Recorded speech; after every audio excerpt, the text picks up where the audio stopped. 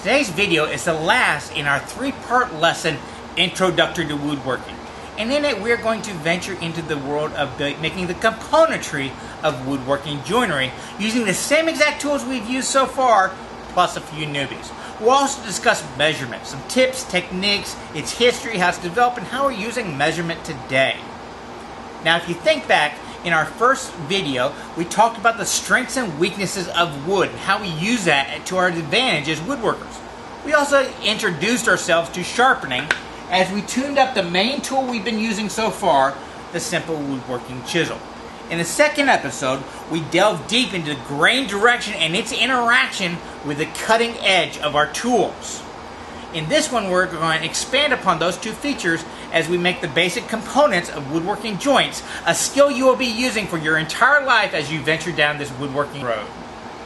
The tools we will be using in today's exercise are the same mallet, pencil, ruler, chisel, and clamp that you've used in the other exercise, but we're going to add a few newbies. We're going to add a marking knife, indispensable to a fine woodworker, and we're going to add some form of a woodworking square, a way to mark out 90 degrees.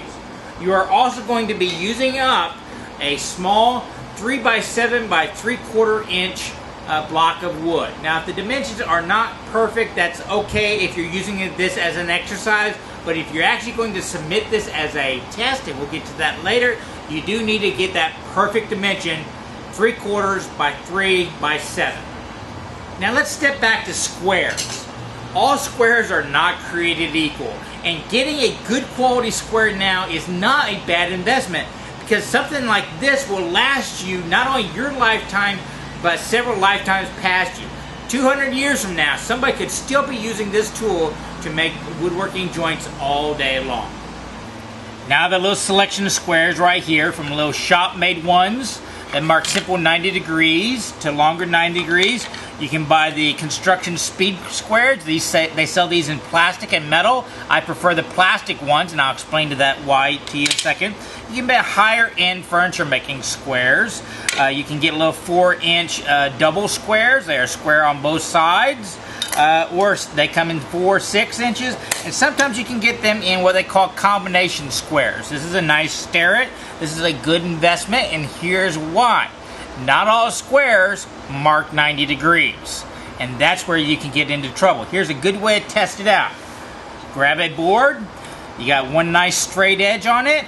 Go ahead and grab a sharp pencil, and if you can mark a line going this way and then turn around and mark another line right on top of the first line or right next to it with no gap whatsoever, you know you have a very good square. See? No gap whatsoever. But here's a problem you find. This square right here was my granddad's, and he used that for most of his woodworking career. I'm willing to bet he never tested it out. And I tested it out, make sure it's nice and tight, so it should be perfectly lined up. And then I mark a 90 degrees one way, come back over, mark another 90 degrees the other way. Excuse me. I'm trying to do this so y'all can see me mark it. And if you notice, I have a gap on this side, and I didn't even start on the right side. The gap is actually even bigger. So this is not a true 90 degrees. Now, I can fix that by getting a metal file and filing down here or there, but that's quite a bit of work. And if you're spending money, make sure you get one that's square from the get-go. That's why starets tend to hold their value so well, is because they are pretty much square right out of the box, and if not, you just send them back to it. Now, you can also buy inexpensive ones. These little 4-inch squares come in extremely handy, and once again, it's a little ruler, and then you have a little clamp right here. But, you know, once again, check them, because I find that the quality of these varies by manufacturer, and even within some of the less expensive manufacturers, it varies there. So if you mark a line, come around, turn it around, line it up, mark a second line, and what do we find out? That it is slightly off. Now, this might just be a fraction of a degree, but it's enough that it will make a difference. Now, I love these. speed squares. You buy them for the carpentry industry, and honestly, they are accurate enough for what carpenters do. Marking 90 degrees on 2x4, it doesn't have to be perfect. But go to buy the store sometime. Grab 2 of them. Go over to a tool that you know is flat and bump 2 ends on. You shouldn't be able to see any light in between them. But guess what? Most of the time you will, even on the metal ones. I find the plastic ones to be more accurate than the metal ones out there. And what I like about the plastic ones is if it is off, I can always take a mill file and file it down to make it square, to force a square. But, you know, these plastic ones are $3, $4. The metal ones are about 10 bucks. You can go from there. Which is one reason why I really like using wooden squares. I make a lot of them for the school, because if they get dropped, they get damaged or anything, I can take a hand plane and within a minute re-square it up. So if every time you see me use these at the beginning of the day, you will see me double check to make sure it is perfectly square or square enough for woodworking. And if it isn't, I will take my hand plane and I'll file it off until it gets done. A very quick exercise. Now, as simple as the tool as these are, there is a technique to using a square. You generally want to lay it out so that your one finger is stopping it from moving this way, and one hand is pressing it square against the edge. And you will find that when they designed these, they designed them so that you can somehow grip it with your thumb to squeeze against the square. No matter which one you have, you'll always be able to squeeze it and then lock it with a finger to keep it nice and square. The reason why that finger is so important is if you're pressing against it, you don't want it to move while you are marking something. Another thing is you have to compensate for the fact that as hand tool woodworkers, as long as we can get a line to line up all the way around the board, we can saw it. But there is a technique to using these things to compensate for any variable. You might have a square that is only 1/4 of a degree off, which is almost imperceptible in woodworking, but if you use the square wrong, marking your line all the way around, every time you mark it, that 1/4 degree will be magnified, so you'll be a full degree off, which can add up to 4 degrees off if you are a 1 degree. And here's what I'm talking about. A lot of times I see people, they will mark a line, they will do it properly, they brace their finger on one side, they're squeezing it flat, they will mark their line. Then they will go to the next side, they will place their pencil down on the old line and bring the square up to that pencil line. And once again, that is proper technique. Now if you remember when we earlier did a test on this square, it was about a 1/2 degree off. I put my pencil line down, I bring my line up, and I mark it down. And as you can see, those 2 pencil marks are lining up. No trickery here, perfectly lined up. And then when I come to this last one, I put my pencil down on the line and I mark it. And what do you know? It's a little bit off right there.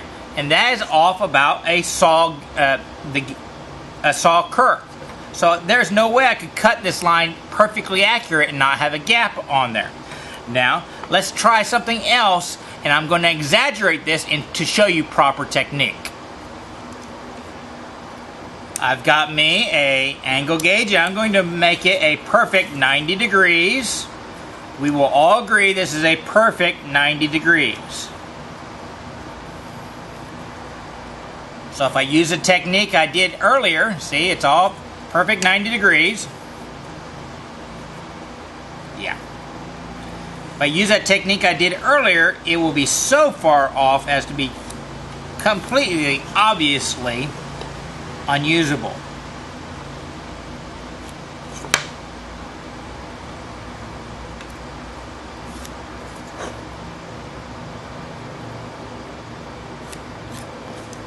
Those 2 lines, not even close. But if I use a technique called reference edge marking, where I'm going to come over here, I'm going to label this corner right here my reference edge, and this right here is my reference. And as long as every time I mark, I make sure my reference is closest to my reference edge, I should get a line that lines up all the way around. This technique will actually compensate for error. So notice my reference is closest to my reference edge. I come over to this corner. Which one of these edges this side or that side is closest to my reference edge? Well, obviously this side. So my reference goes closest to my reference edge.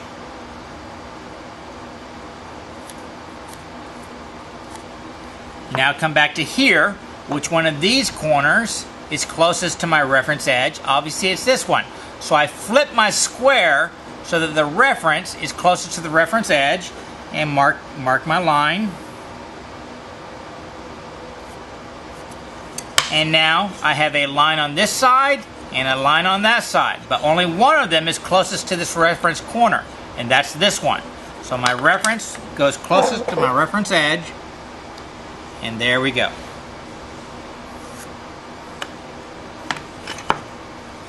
My lines line up. So even though my square is not square, as long as that line lines up all the way around the board, I should be able to saw it. Now, if you are only a quarter of a degree off, as this tool is, and you use that technique, it would be such a minor error that nobody would notice it in your work. Woodworking doesn't have to be ultimately precise, just precise enough. Now I'm going to go out on a limb here with marking knives and state my opinion as fact. You need to get yourself a good, heavy-duty, spear point marking knife to start out with. Good ones aren't that much money, and it's a tool so flexible and valuable, you'll find it the most used tool in your woodworking arsenal. Mine gets used for everything from woodworking to leatherwork to cutting cardboard, even marking soft metals. I can't think of a single project I've made in the past 5 years that hasn't been touched by this very marking knife. And what makes spear point marking knives so cool is the fact that they are completely flat on one side so that I can actually rest it up against stuff and get that line right next to it, and the fact that it has a bevel on two sides so that I can go both directions. The problems I have found with all other marking knives comes down to 3 issues. You can get these nice expensive single bevel ones that are still flat on one side. This is a Japanese version that's actually even hollowed, so it makes the sharpening so much easier. But the problem is that it's flat on only one side, so I actually have to either, well, I can't go this way anyhow, unless I actually change the angle of the knife to ride the bevel, which causes me most of the time to cut into the wood. And that's the problem with these double bevel knives, such as you would see with a X-Acto knife or even just a little construction knife, is the fact that the bevel comes down from both sides. So in order to get that line right up next to the wood, I actually have to tilt the blade some, and when you do that one, you tend to knife into the wood somewhat, and it's less accurate. Now some people will say, well, you don't have to be exactly next to the wood. In fact, if you aren't exactly next to the wood, you just get your straight edge right kind of thing, you come straight in. It's just not as accurate, especially if you're doing something like dovetailing, where you come into these interior corners and you have to turn the angle of the knife somewhat. It just doesn't work. Whereas a spear point, I can come in, I can lay my finger down, I can put it flat on one side, and then just reverse it and keep it flat on the other side. Just so much more useful. Now, I did buy spear points for all my students, this version right here, but what I don't like about it is kind of flexible. So my students were getting it in and they would kind of flex it down against the wood, and that would cause it to knife in. The advantage of having something really thin is you can get into really tight dovetails. You can get into tight spots. But in all my use, I've never come across a situation where I had to get the knife into something that thin.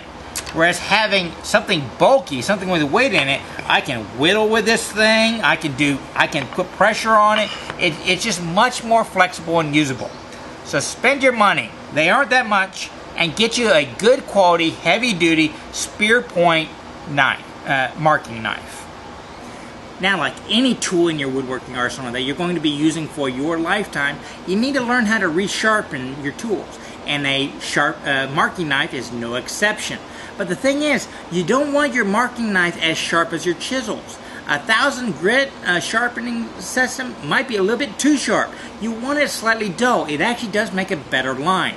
The other thing is, this tip up here, you don't want it to come to a point. You want a slight roundness on top, because if it came up to a point, that tip would be very fragile, and more than likely it will break off in the wood, and you won't know about it until you start smoothing it with either sandpaper on your hand or a hand plane, and then that little fragment of metal would just really damage your other tools, or it might pop out and actually cut you. So you don't want it dead to a point. You want a slight roundness. And so here's how we sharpen these things. I have a 1000 grit water sharpening stone right here. This is diamond, but you can use water or even sandpaper on something flat. That works perfectly fine. I will flatten the back first and just rub it around, a little water and stuff like that. Again, it doesn't have to be perfect. Get the back nice and flat. Then I'm going to sharpen each bevel by just holding my finger down and running it back and forth. Again, it doesn't have to be perfect. Just no gouges or cracks or anything like that. And then the final thing I will do is I will go from one side to the other and round over the top of this bevel right here. So this the bevel on top has a slight roundness to it. Let me zoom in and show you. Okay, so I flatten the back, I sharpen the two edge side, the bevels, and then on the last step, I will kind of come from one edge to the other, rounding over this entire top portion. And that rounds over this tip a little bit, so I won't have any metal that will break off and get into the wood. Well, you may be asking yourself, what's so important about marking knife? I'm going to tell you, it comes down to accuracy. There's certain levels of accuracy that different kinds of woodworking need. There's no right or wrong answer. There might be just something that's a little bit better for one kind of woodworking than the other. And the easy way to explain it, it comes down to what I call the line test. So here's the line test. I'm going to draw a line on this board, and then I'm going to give you 2 seconds to answer the question I ask. You tell me, how many lines did I draw? If you said 1, you are in the carpenter's mindset, because a line that's 32nd of an inch is good enough in most carpentry. If you're putting up a wall, you're kind of doing up the stiles, that's good enough. But if you look at it close again, can you see a left side of the line? Can you see a right side of the line? Are you able to split that line in half? Now, theoretically, there's an infinite number of lines within there. But it's easy for us as humans to go to the left side, to the right side, or split it. And if you saw 3 lines, or you could cut 3 lines with that one, well, then you're in the furniture maker's mindset, because that's the kind of tolerances we are going to. Now, here's my pencil. Let me draw another line. You tell me, how many lines do you see? This line is much, much thinner, but once again, is there an obvious left side? Is there an obvious right side? And can you split that line? Now here's where it comes down to woodworking. I have my marking knife. I come back over, I make my line. In fact, I will make a heavy line. I can make a very fine line or a heavy line. But not only is this marking knife line a lot thinner, I'm trying to angle it so you can see it in the light, a lot thinner than the pencil line, but you can still see a left side, you can still see a right side. And believe it or not, you can still split it. And you can tell you split it when you saw it, because this knife made an indentation. It severed the fibers. So there is now a little ledge. So if I were to saw right next to this line, not only will my saw hug up against it, but I can actually feel it with my fingernails. So if I need to rest my saw right against my fingernail, I know I'm right on that line. So having not only the thinner line, but the indentation in the wood and the fact that I sever the lines is what makes the accuracy you can achieve with a knife much, much greater than what you can achieve with either a pencil or any other marking method. Today we're going to be working on a modified version of the classic Gaashah Test. This is a little test that I first read about in Popular Woodworking magazine in an article written by Robert Lang. But since then, I've seen reference this test in many other older articles because it seems to be something traditionally done by beginning apprentices. Franklin H. Gottshall was a well-known writer and woodworker in the mid-20th century. and he designed this exercise to include most all the cuts a beginning apprentice would need to learn to build good quality furniture. The design of this exercise was so good, though, that there's an organization out there that adopted it as a real-life test. So you can do the exercise, mail it into them, and get a real grade back. So I think it's kind of cool. Our exercise diverges a little from the original because we're using a lot fewer tools, and I want to add a few extra cuts because this is a real-world exercise in an area that a lot of experienced woodworkers struggle with, fine-tuning their joinery after the fact. This will come into play when we get into more intricate projects like boxes, chairs, and stuff like that, because I don't want you to think twice on how to solve any problems that might pop up. Step 1 of cutting up this old 3x7 board is we are going to be creating an end grain rabbet, which is something you see quite a bit as a part that fits into grooves, dados, and mortise and tenons and stuff like that. You will be using the skills you develop here quite a bit in your woodworking exercises. Now, throughout this video and these exercises, what you're going to see me do is explain it as best I can verbally, and then I'm going to film the demonstration of me doing the exercise. And over that, I will be talking about some other subject in the woodworking realm. I really do hope you are going to go out in the garage and do this exercise as we go along. I will provide enough time during the exercise that you can get most of it done and get a good feel for the muscle memory skills you're going to need to accomplish each task, during which time I'll just discuss another subject matter in woodworking. So in this first step, what we are going to be doing is we are going to be chopping into the end grain, which, if you remember in our first exercise, there's a lot of resistance when you chop straight into the wood, so we're going to use all the tips and techniques we used in episode 2 here.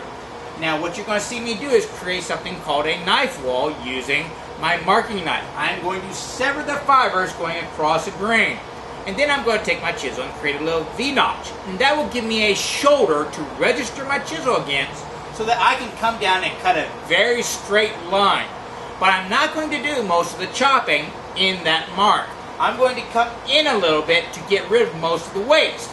And if you remember from exercise 2, the reason being is when you are chopping into end grain, it looks kind of ragged because there's a lot of resistance on both sides.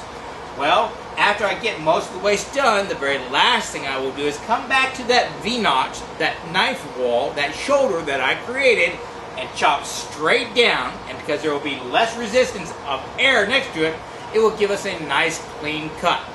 For the bottom, we are going to take advantage of the weakness of the wood and plane it smooth using our chisel and the skills we developed last exercise.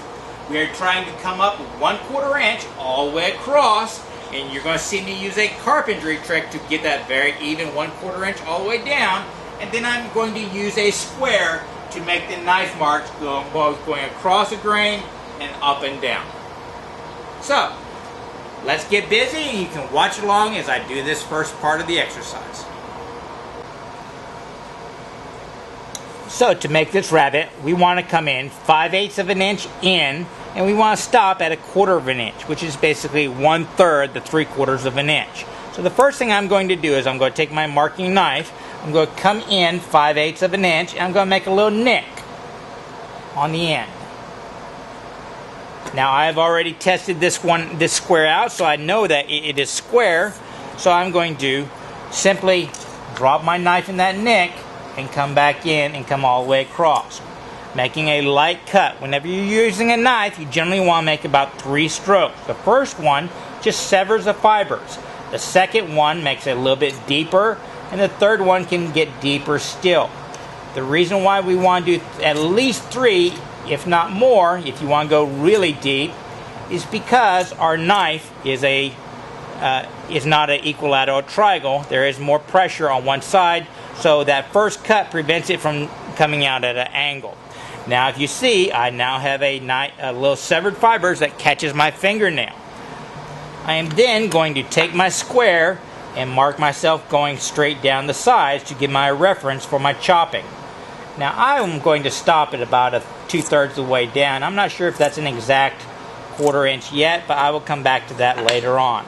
Once again, coming back over, drop my knife into the knife line, and that's one reason I really like using the knife is I can't see the line on this side, but if I just drag my knife across, it is going to find that one little spot where there's a nick there, and I will know I'm right in that knife line. Once again, I couldn't even see that other side, but looky there, it matched up just perfectly. Now I need to measure 1/4 inch in, so all you gotta do is take your ruler and mark out 1/4 inch for the base. Now I'm going to use an old carpentry trick to do this bottom section. In that, I'm just going to lay my finger down, put my pencil right there, and run it all the way around just like that. And that'll get me good enough for this exercise. A lot of times when you have parts like this fitting into other parts, they don't have to be dead perfect because they will be embedded inside the wood. You just need to make them snug. So now I have a section of wood that I want to remove. That's 5/8 of an inch over and goes 1/4 inch down. So from here I'm going to clamp the wood down so that it doesn't move. Now once again, you can use any kind of clamp you have. Those little blue clamps work just fine. I just happen to be using a holdfast. And now I'm going to be creating that knife wall that you heard me mention earlier. And basically I just put my chisel flat down and I lift it up maybe 10 degrees or 1 hour on a 12-hour clock distance. I'm just going to come over, and this just creates a little ledge, and basically I'm connecting my chisel to the bottom of that knife line where I severed the fibers with my marking knife. And this now creates a little shoulder that my chisel can register against when I do my last cut. Now on my chopping, what I'm going to be doing is coming in maybe a 1/8 of an inch or a 1/16 of an inch, and I'm going to be chopping straight down, and then I'm going to be planing across the end. And that way I'm taking advantage of the weakness of the fibers and smoothing them out as I go along. If you wanted to, you could chop in from the end grain if you had already severed the fibers, but we wouldn't have that done with using a chisel. That would be a technique you would use if you had sawed that line. But we're going to be doing lots of chopping and lots of chisel work. I will say one trick for doing a lot of this stuff is to put another piece of wood underneath this one when you clamp it down, and that will give you room to move your chisel back and forth. And you might see me doing that in this exercise.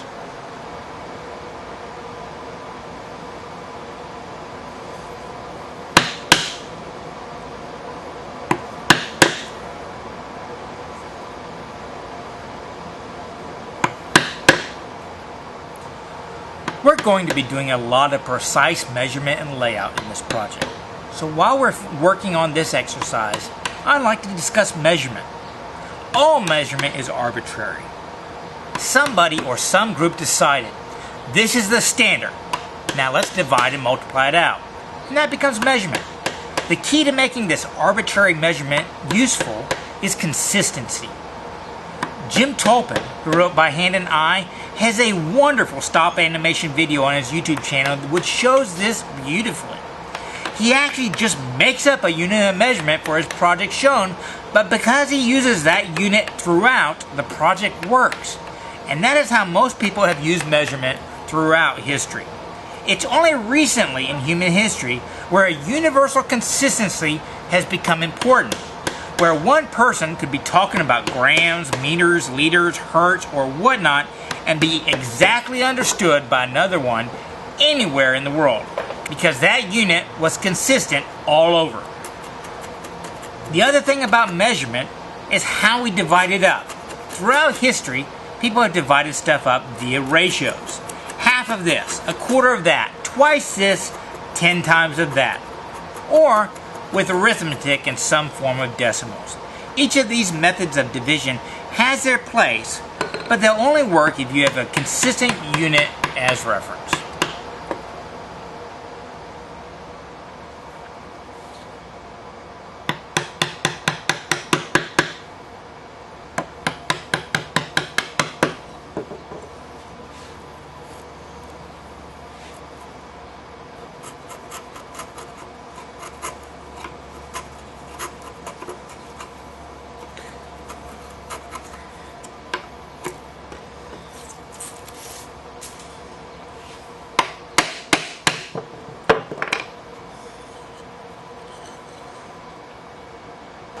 So step 2 in our exercise is doing what I call a stop dado, but probably what's more properly termed is game. And we're doing the same exact process, except we're going to have 2 walls. This time, the first time we only had 1 wall. We're going to have a wall here and a wall here. So we're going to do the same knife wall. We're going to chop in a little bit. We're going to cut V's to the outside, and then we're going to pare it down. The exact measurement of this is 3/4 of an inch, and we're going to come in 5/8 of an inch from the wall we established the first time, which means it is the same distance from the edge to the first wall as from the first wall to the second wall. The width of this is the same width as our overall board. We are going to come down halfway down the board. Since this is a 3/4 inch board, that means we are going to double the denominator, and that is going to come down 3/8 of an inch, leaving us 3/8 of an inch in. Now, you would think that because to make it easy, they would say come up halfway. But in the official test, they say come up 1 7/16. Well, a 16th is 1 1/2, and this is a 3-inch board, so they're asking us to come in a precisely measured amount less than 1/2 of the way across the board. So we're going to attempt to do that. Now, if you remember, the grain is running this way.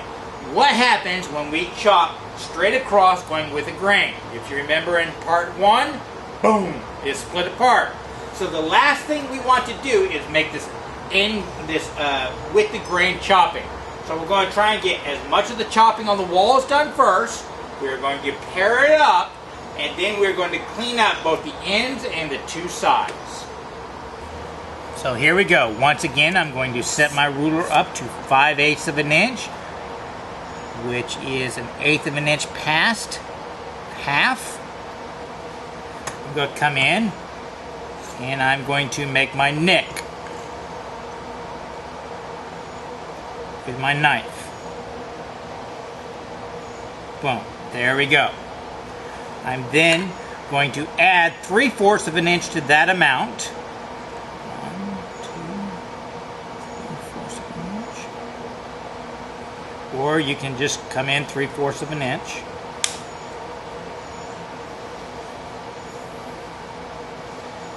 And make another nick right where that ends. Boom. There we go.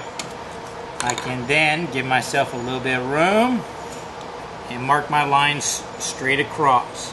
Now, me personally, I don't mind going past it just for this marking out page. You can be a little bit more precise if you want. Because I need more reference area, that's why I reversed it. And here we go.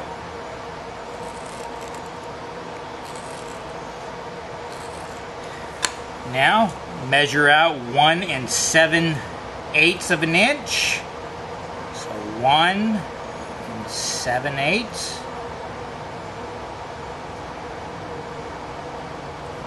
And that's how far in I come from the edge.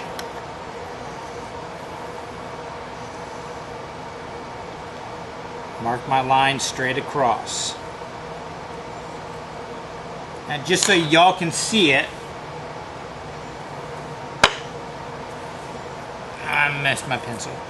There it is. Now we need to mark it halfway down. So what I typically will do is just mark all the way across straight down, and then mark my line going across. Stick your knife in there. Boom. And then 3/8 of an inch.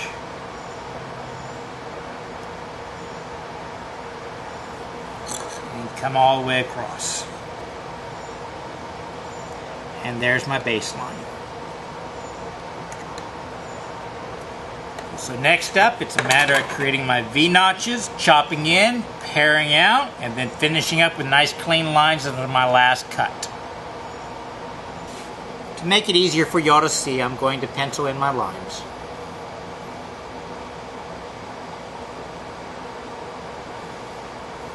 And of course, I'm just going to stop down here, but I'll show it to you after the end.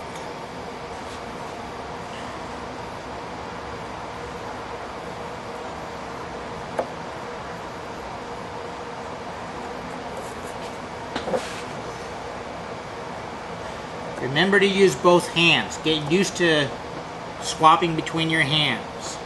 This is not overly complicated stuff. You don't need to be that coordinated. And be careful when you do the V-cut with the grain. Y'all remember when you were carving out your letters how easy it is to tear stuff out.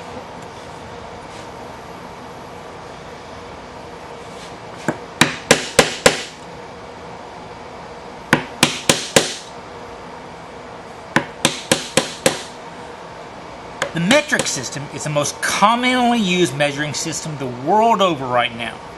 And yet in the grand scheme of things, it hasn't been around that long, just since the 18th century. The United States is older than the metric system. And throughout that time, it has not been consistent. A meter in 1799 is not the same measurement as a meter today. For a long time, they had a standard set of rules made from a platinum bar derived from a fraction of the Earth's circumference, and the meter was based on that platinum bar. Unfortunately, platinum expands and contracts via temperature. That ruler they made could change length based upon how hot it was. Measured it in the dead of winter, and it'd be shorter than in the summer. So they also had an official level of uncertainty that they could be up to 0.5 millimeter. Now, 0.5 millimeter gap in a woodworking joint, and it just won't fit. They adjusted that standard again in 1889 to a platinum meridian bar measured at the temperature of a melting piece of ice. So good luck at getting a standard in the middle of the Texas summer. Then in 1927, they changed it again to a platinum meridian bar at the melting ice temperature at an atmospheric pressure of yada yada yada yada yada. How many of us are going to be able to figure out all that kind of measurements in our garage? In 1960, they adjusted it yet again to something a little less variable. A certain number of wavelengths of light as it traveled through a container of a certain noble gas. So yeah, not something else you can figure in your garage. It wasn't until 1983 that they came up with the standard of the meter that we use today, which is how far light travels in a vacuum in 299,792,458 of a second. Now I want you to think about that. The unit of measure most common in the world over and exclusive to the scientific community is based upon a length only agreed upon the year Scarlett Johansson and Katy Perry were born, and is based on something so complex it might as well be made up.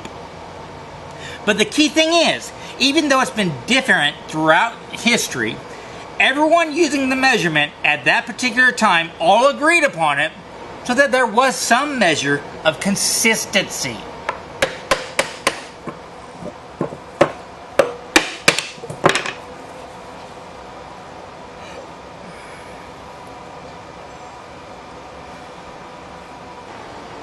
So for this third step of this little exercise, we are going to be doing what I call a long grain stopped rabbet. A rabbet because it's hanging off the end.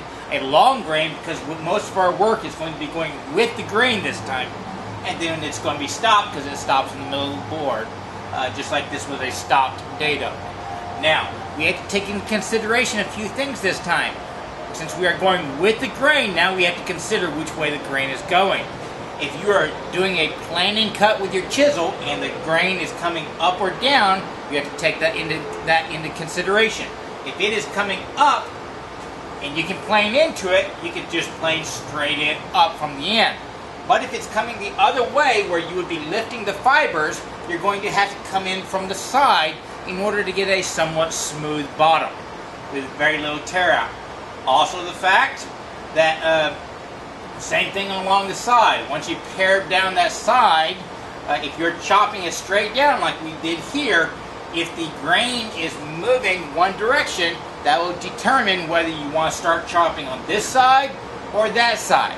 So you're going to have to look at your own board and determine which way you want to do, taking into consideration the grain direction and how it interacts with the blade, just like we did in episode 2 of this first lesson. Now, I'm not going to show you how I do the layout on the board this time. I'm going to trust you can do that one. So here are the dimensions we are looking for.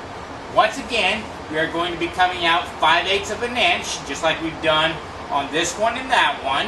And we are going to be coming in 1 3/8.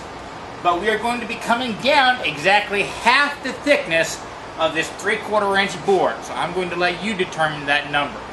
So, you ready? I'm going to show you a few tricks for getting rid of the waste since we're going with the grain, and then we'll go on with our measurement discussion.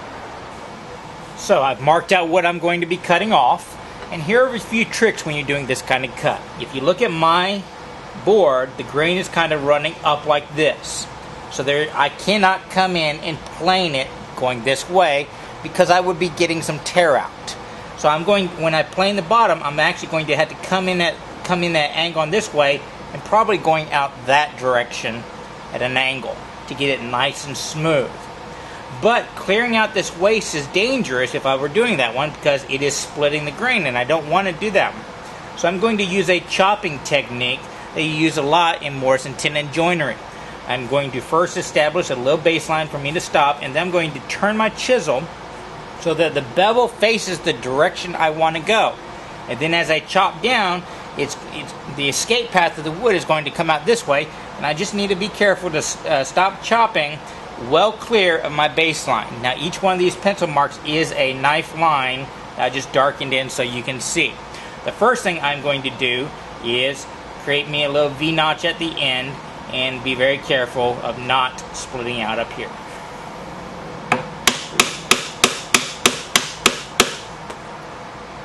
Now I'm going to flip the bevel to go the direction I want to travel. Now back to our discussion. The arithmetic used to divide up the meter is the decimal system, the most popular method used throughout history to divide measurements. And that decimal system is based on the number 10. Then as I come to the end, I'm going to flip my bevel so I have the flat going straight down.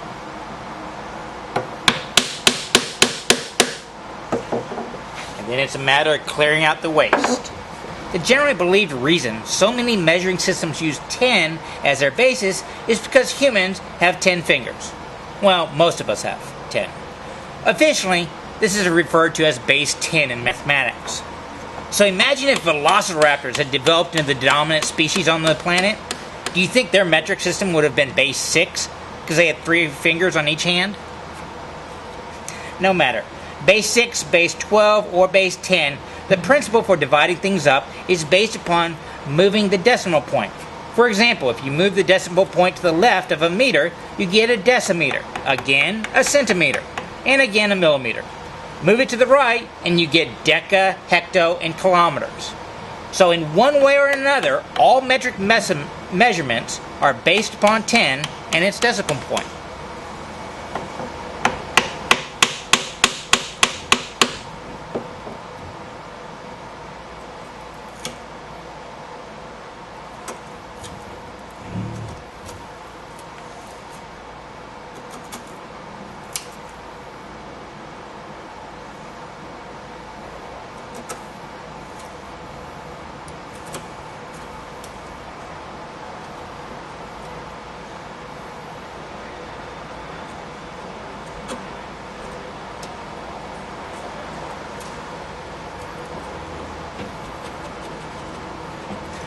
Our next joint in this exercise is going to be a long grain through dado. It's going to start at the front and work its way all the way through.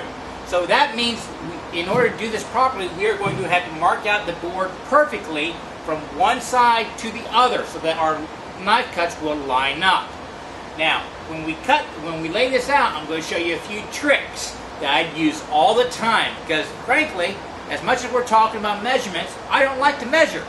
So, if I have a 1/2-inch chisel, which we have been using this entire time, and I know that my dado starts 1 inch from a certain point, the first ledge, what I will simply do is instead of pulling out the ruler, I will just walk my chisel over twice. 2 1/2 inches make 1 inch. And if I need to come in a 1/2 inch like we are doing here, well, that is exactly 1 chisel length. So I can make those measurements and then just use any square to transfer the lines all the way around. It makes life a lot easier if you have a set a tool that's a set width that you can use for your measurements all the time. Another way to lay out this 1/2 inch if you wanted to get parallel is just to put the chisel on the side of the board and mark off the edge. Easy peasy. So, to show you what I was talking about, I have my standard 1/2 inch chisel here, and I need to lay out a 1 inch dadoed, 1 inch from this edge. So in order to figure out the sides, I would just line up my chisel and walk it over, and then leave a little indentation right there. When I need to figure out the other side of that, I will walk that one over and leave a little indentation there. And now I have 2 indentations that tell me where my 1 inch needs to be. So I'm going to use this little square I make at the shop here. And here we go. There's one edge. Line it up. Mark that. There's the other edge. Line it up. Mark that. And now I need to figure out a 1/2 inch up. So I will just lay my chisel on the side. And there we go. I have my depth just like that. So now I need to transfer these lines to the other side. So I will be using my square, come back over, transfer the line down, like that, transfer the line down, transfer the line over, and yes, I could be using my marking knife, and that's probably what I should be using, but I'm just trying to do this in pencil so that y'all can see me doing the work. Transfer the line down. So now I have my mark all the way across lined up, and then once again take my chisel, and because it will be the same width on both sides, it should line up perfectly. And there we go. My dadoed marked through both sides, and I didn't use a ruler once. Now to do this exercise, we are going to use the same chopping method that we did before from the both ends, but I'm going to use a technique called the rule of halves, meaning I'm going to come down halfway from both directions. That way I won't get blowout on both sides. So I'm going to chop a little bit in from the line all the way through, and then I will clean up both edges and this back section. Now I have to be careful with this back section, and I'm going to let you discuss why you think I need to be very careful with that back section.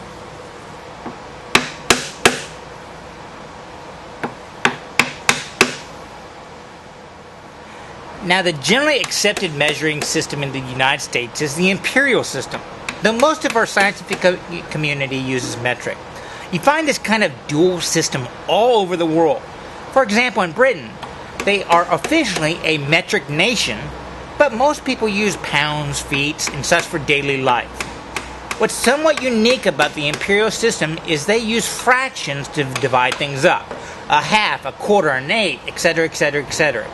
My opinion is this is why the imperial system has stayed fairly dominant in normal life and in the craft and building trades. The math is fairly easy, just doubling or halving the denominator.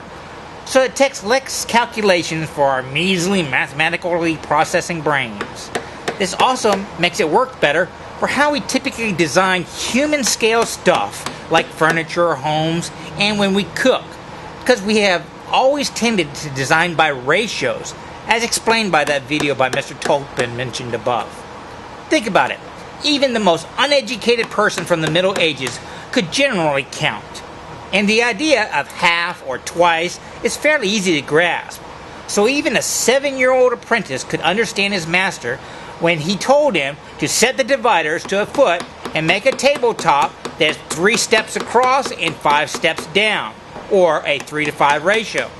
Or someone learning to cook can easily understand, hey, put half a cup in the dish.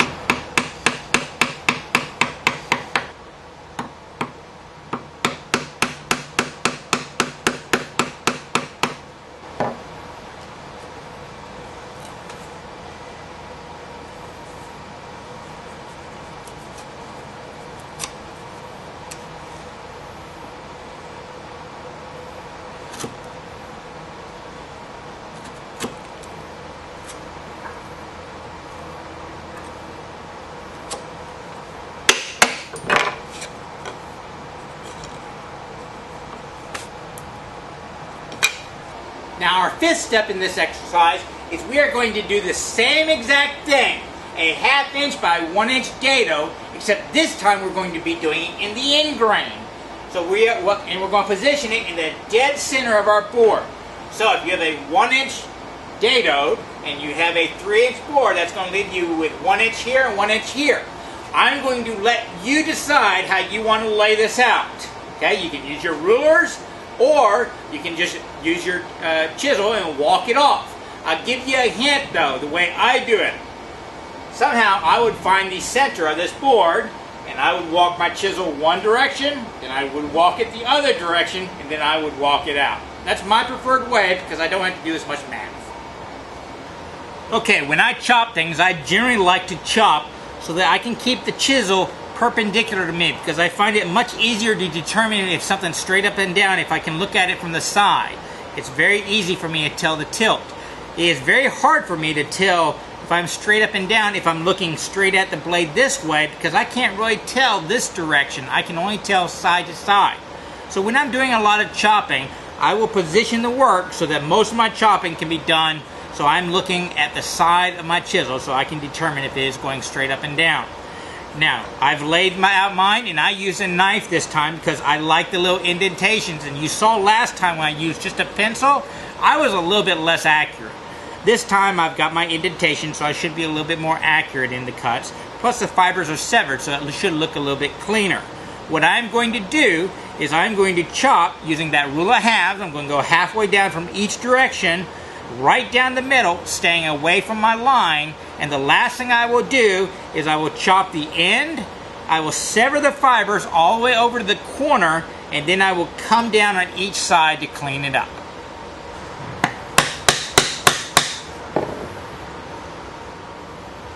To think about how we divide up the Imperial's measuring system another way, let's divide up a meter using their decimal points. First you have 0.5. Divide it in half again, and you have 0.25.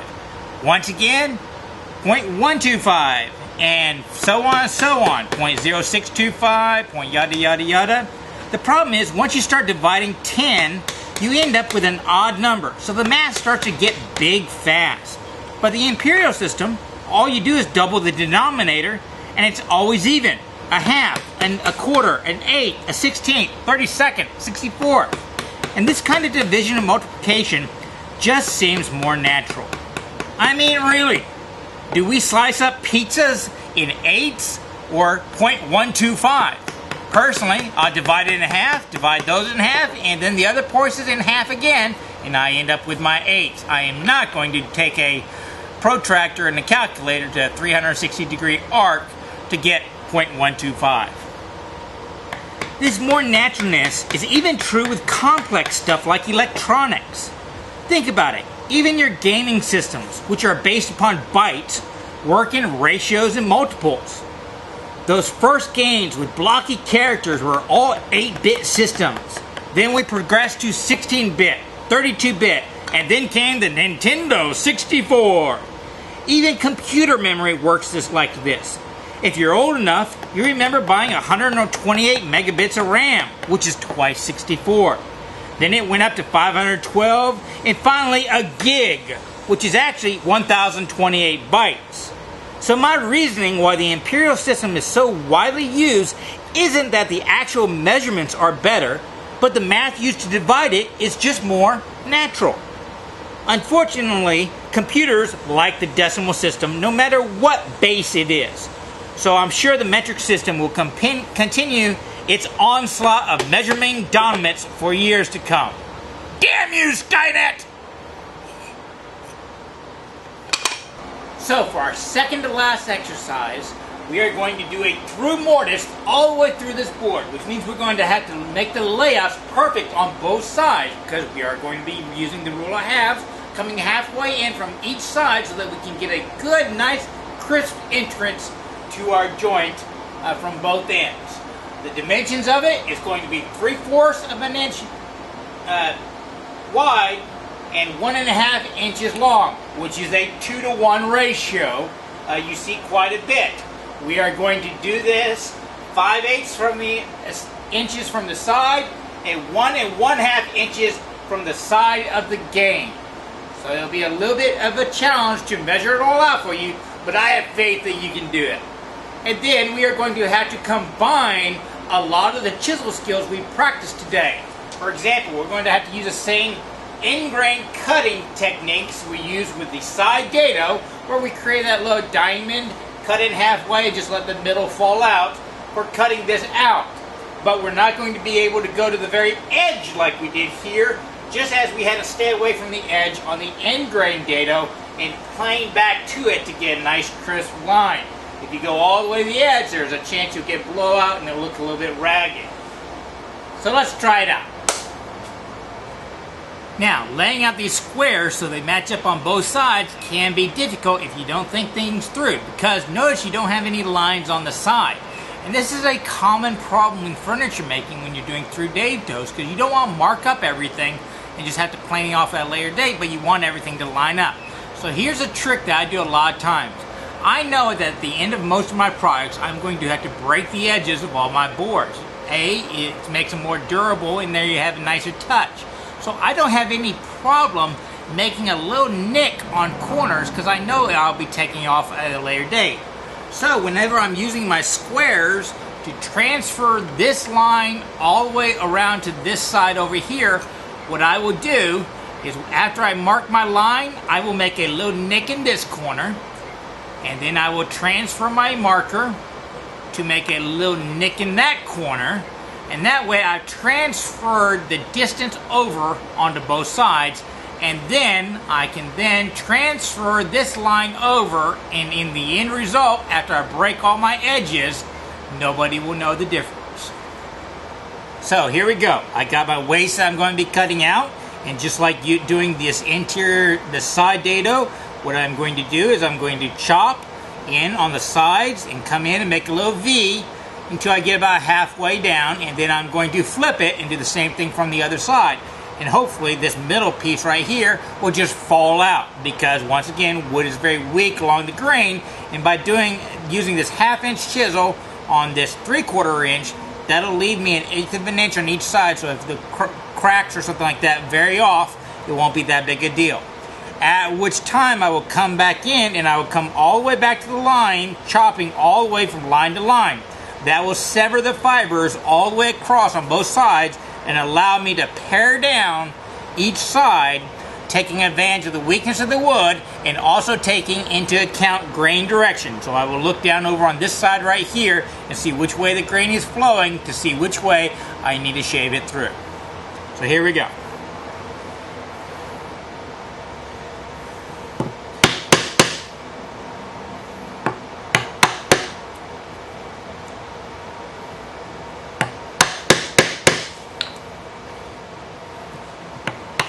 Now let's conclude our discussion on measurements. If you can't tell, my preference is the imperial system because of the simpler math and the fact that I design with proportions. But I will state up front that the actual arbitrary dimensions of the imperial systems is just weird. So while I think it's easier, I have grown up knowing that there are 12 inches in a foot, 3 feet in a yard, 22 yards in a chain, 10 chains in a furlong, 8 furlongs in a mile, which all equals out to 5,280 feet, and that there are 3 miles in a league, and that a baker dozens will add 1 pound of body fat to your hips. It's all weird. Moving a decimal is much easier and probably reduces human error more when you are talking about microscopic or gargantuan measurements, such as nanites or planetary travel. But those are measurements mostly left to computers nowadays, so for science stuff, metrics is probably best. But that's what's cool about knowing multiple ways. You get to find the best for a given application. Kind of like knowing multiple languages lets you describe the same thing with different nuances. But in reality, when dealing with human-sized stuff, like most of woodworking does, if you stick to feet and inches, everything will probably work out in the end.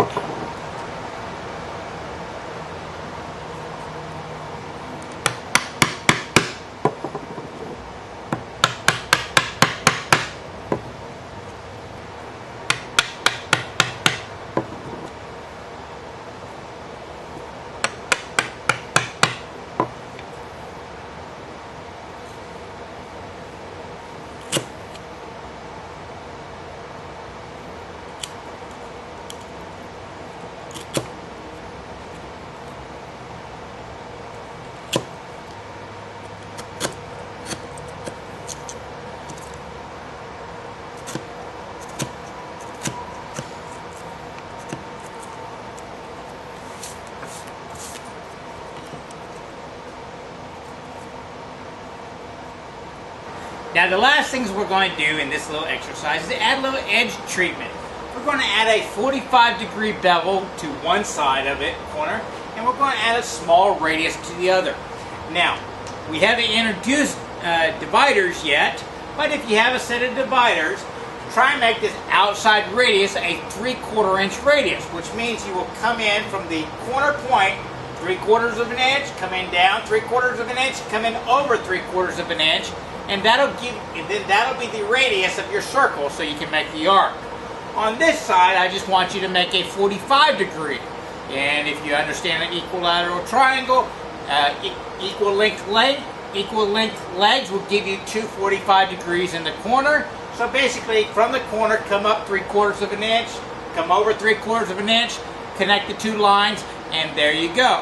Now, how you cut out these two pieces with just a chisel involves a little bit of carving. We're just going to whittle our way down, starting with a corner, just using our body weight to come straight down until we reach our final goal.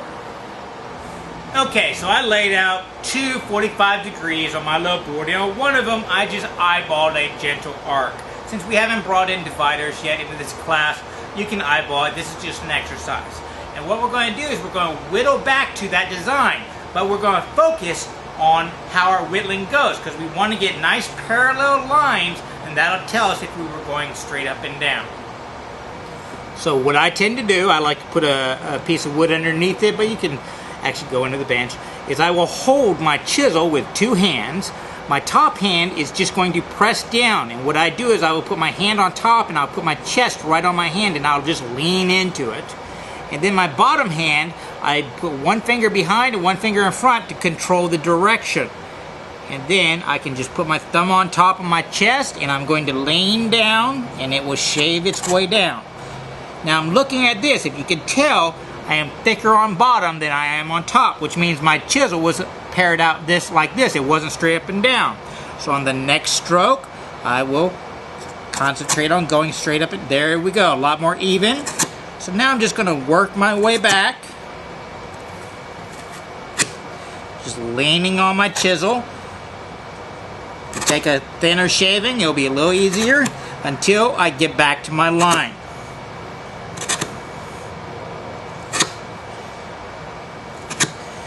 Easy peasy.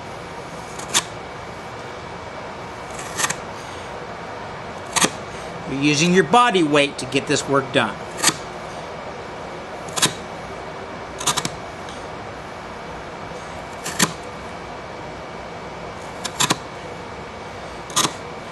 And then when you get close to the line, just start taking thinner cuts and get it all evened out.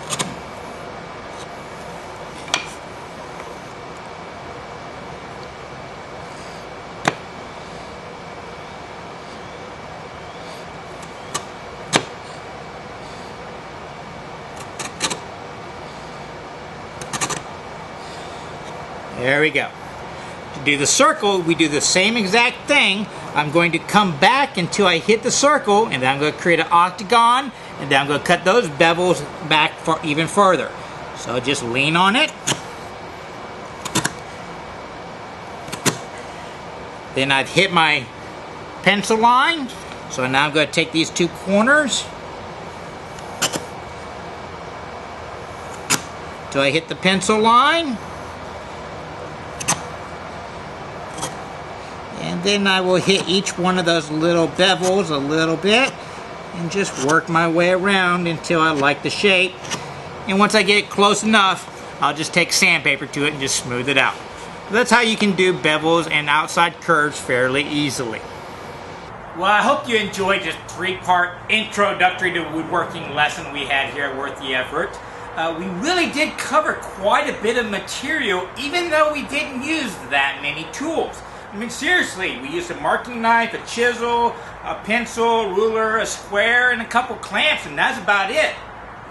We covered pretty much all the cuts you would need to make most joinery and woodworking in this simple little project, and you probably did pretty well because it is fairly easy to do. Now, the second lesson in this 12-part series is going to be all about sawing. And in that, we will have multiple videos, and it will conclude in the construction of a xylophone, all using hand saws. Then we will introduce a little biology, some frequency, physics, that kind of stuff into the lesson. Well, I hope you were entertained, enjoyed yourself, and had a little fun. And if you'd like to be notified when future episodes get posted to YouTube, please subscribe to our channel. And I want you to remember one last thing. It is always worth the effort to learn, create, and share with others. Y'all be safe and have fun.